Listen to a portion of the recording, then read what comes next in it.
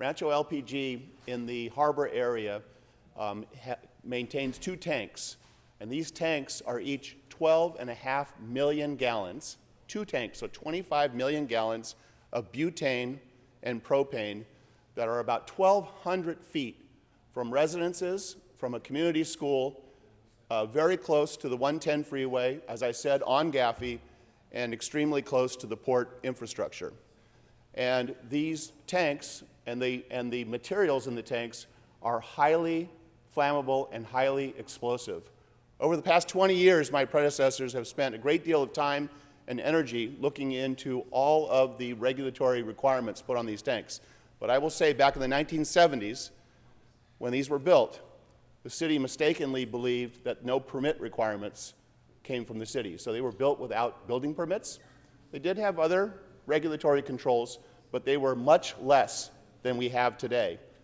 And so what my predecessors have done and what we are doing today is we are looking at some of the regulatory controls. The very specific issue that we're looking at, but it's just one issue of many that we're going to look at, is that these tanks, this 25 million gallons of butane and propane, have a containment basin around them. And with all of our wet weather, we've seen the containment basin fill with water, and we've seen it empty. We've seen it go varying heights. And it is unclear what the regulatory controls over that water, that water displacement is.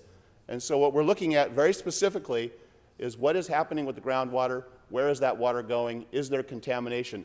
But it does not stop here. I know that EPA and AQMD and a host of other agencies are looking at these tanks, but we're going to continue to look at them. And I want to just thank you in advance that we will get to the bottom of the water issue, but we are also going to look at every other single issue, because a catastrophic event at the Rancho LPG tanks could have the catastrophic effect of damage to life and damage to infrastructure. And of course, we wouldn't want one person killed, but it could also take out the infrastructure of the entire port complex. Right now, by the way, that butane and that propane is transported away from those tanks by rail and by truck through neighborhoods, not pipeline, by rail and by truck through neighborhoods. And so I thank you in advance. I appreciate that this item is going to Public Works, but I also understand that the Council President is going to send it to Energy and the Environment, a committee that I sit on with Councilmember Yaroslavsky as chair, and I look forward to the report back. So thank you.